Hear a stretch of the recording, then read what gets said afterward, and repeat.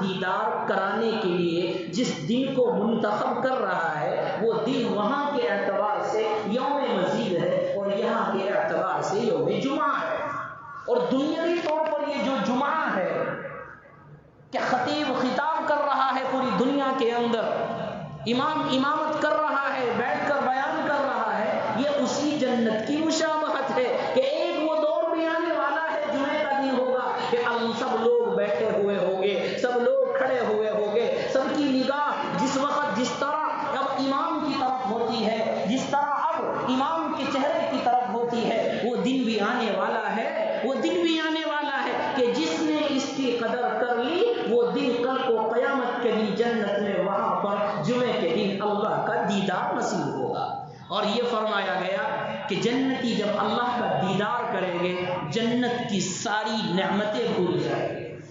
ساری نعمتیں بھول جائیں گے۔ یہ ہے اللہ کا دیدار۔ بتانا مقصد یہ کہ جمعے کا اتنا فضیلت والا دن کہ اللہ نے جنت میں بھی اس کے لیے مقرر کر دیا۔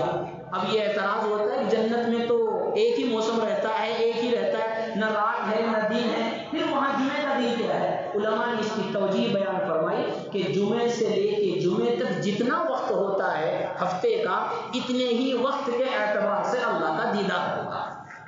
بہرحال جمعے کی فضیلت اتنی ہے، یہاں تک کہ رسول اللہ صلی اللہ علیہ وسلم کی مشہور حدیث ہے جو ہم سب کی زبانوں پر ہے، ہم سب کے دلوں میں ہے کہ جو جمعے کی نماز کے لیے پہلے آتا ہے اس کو اونٹ کا ثواب ملتا ہے، جو بعد میں آتا ہے اس کو گائے کا ثواب ملتا ہے، جو اس کے بعد آتا ہے اس کو بکری ذبح کرنے کا ثواب ملتا ہے، جو سب سے آخر میں آتا ہے خطبے سے پہلے اس کو انڈے کا یا کہہ لیجیے مرغی ذبح کرنے کا اس کو ثواب دیا جاتا ہے۔ یہ مشہور معروف حدیث ہم سب کے سامنے۔ ان تمام احادیث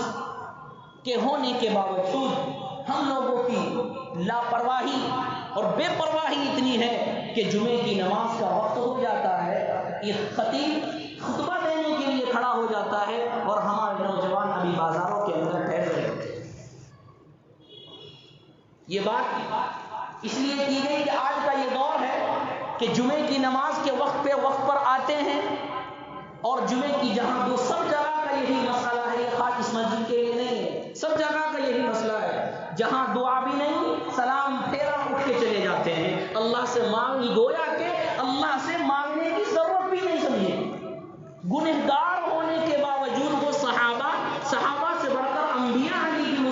السلام جن کی زندگی کے اندر گناہ کا تصور بھی نہیں ہے، جن کے ذہنوں دلوں دماغوں کے اندر گناہ کا تصور بھی نہیں آ سکتا، وہ اللہ کے سامنے گڑ گڑا رہے ہیں، وہ اللہ کے سامنے دعائیں کر رہے ہیں۔ آج ہم لوگ سب کچھ گناہ کر رہے ہیں، کون سا گناہ ہم سے چھوٹ رہا ہے؟ سارے گناہ ہم سے ہو رہے ہیں، اس کے باوجود ہمیں توبہ کرنے کی اور اللہ کے سامنے گڑ گڑانے کی توفیق نہیں ملتی۔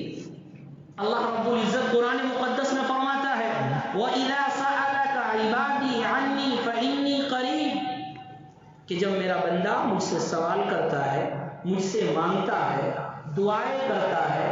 دل لگی کے ساتھ، سچے دل کے ساتھ، اخلاص کے ساتھ دعائیں کرتا ہے تو میں اس کے قریب رہتا ہوں، اور کتنا قریب؟ حبل الورید فرمایا کہ میں اس کی شہرگ سے بھی زیادہ قریب ہوں، اتنا قریب ہمارے اللہ ہے۔ ادعونی استجب لکم، اللہ نے مقدس کئی جگہوں پر قرآن مقدس کی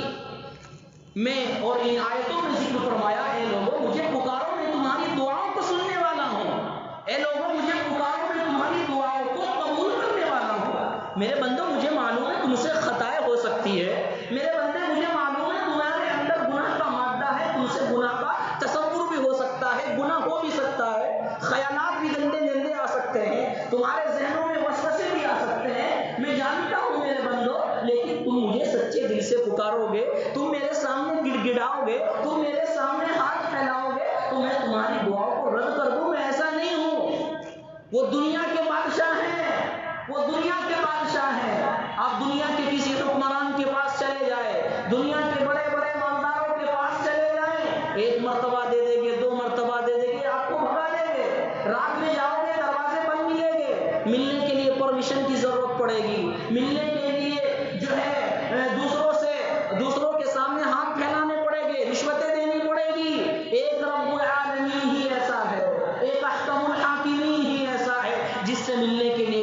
سفارش کی ضرورت ہے، جس سے ملنے کے لیے نہ وقت کی ضرورت ہے، جس وقت بھی چاہو وہ اللہ سننے والا ہے، جس زبان میں مانگو وہ اللہ سننے والا ہے، جس حالت میں مانگو وہ اللہ سننے والا ہے، رات ہو یا دن ہو یا صبح ہو یا شام ہو، اس کے یہاں کوئی قید نہیں۔ دنیا کے حکمراں کے یہاں قید ہے کہ رات کو دروازے بند ہو جاتے ہیں، اب رات کو ملنے کا وقت نہیں ہے، آرام کا وقت ہے۔ خدا وہ ہے لا تأخذہ سنۃ ولا نوم، جس کو نہ اونگ آ سکتی ہے، جس کو نہ نیند آ سکتی ہے، وہ وحدہ لا شریک ہے، وہ ہر وقت پکار کر کہتا ہے میرے بندو مجھے پکارو، میں تمہاری دعاؤں کو قبول کرنے والا ہوں۔ لیکن آج کا مرحلہ کہ ہم یہ سوچتے ہیں کہ دعائیں قبول نہیں ہوتی۔ احادیث میں فرمایا گیا کہ انسان جو دعا مانگتا ہے اس کی کوئی بھی دعا رد نہیں ہوتی، ہاں یا تو یہ ہے کہ اس کی دعا فوراً قبول ہو جاتی ہے، ایسا بھی ہوتا ہے۔ نمبر 2، اگر اس کو دیکھ رہا ہے کہ فوراً دعا قبول نہیں ہوئی، اس دعا کی وجہ سے اللہ رب العزت آنے والی پریشانی اور آنے والی تکلیفوں کو دور فرما دیتے ہیں۔ جس طرح انسان صدقہ دیتا ہے اس سے بلائیں مصائب دور ہوتے ہیں، جب انسان دعائیں کرتا ہے اگر دعائیں قبول نہیں ہوئی فوراً تو دوسرے نمبر میں فرمایا گیا کہ اس کی وجہ سے اللہ رب العزت مصیبتوں کو، پریشانیوں کو، تکلیفوں کو اللہ رب العزت ٹال دیتے ہیں۔ مصیبتوں کو ٹالنے والی چیز صدقہ ہے۔ نمبر 2، دوسری چیز کیا ہے جو مصیبتوں کو ٹالنے والی ہے؟ وہ ہے اللہ کے سامنے دعا۔ تیسرے نمبر پر فرمایا کہ اگر مصیبت بھی نہیں ٹلتی پھر آخرت میں وہ دعا تمہارے نامہ اعمال میں رکھ دی جائے گی۔ گویا کہ وہ بھی ایک عمل ہے، وہ بھی ایک عمل ہے۔ معلوم یہ ہوا مومن کی کوئی دعا رد نہیں ہوتی بشرطے کہ سچے دل سے مانگی جائے، بشرطے کہ صدق دل سے مانگی جائے، بشرطے کہ اس کا کھانا حلال ہو، اس کا پہننا حلال ہو، اس کا کھانا حلال ہو۔ یہ تمام چیزیں ہوگی اور دل اللہ کی طرف یقین کے ساتھ مانگے گا، کوئی بھی دعا رد نہیں ہوتی، کوئی بھی دعا ایسی نہیں ہوتی جس کو میرا خدا قبول نہ کرے۔ انبیاء علیہ الصلوۃ والسلام نے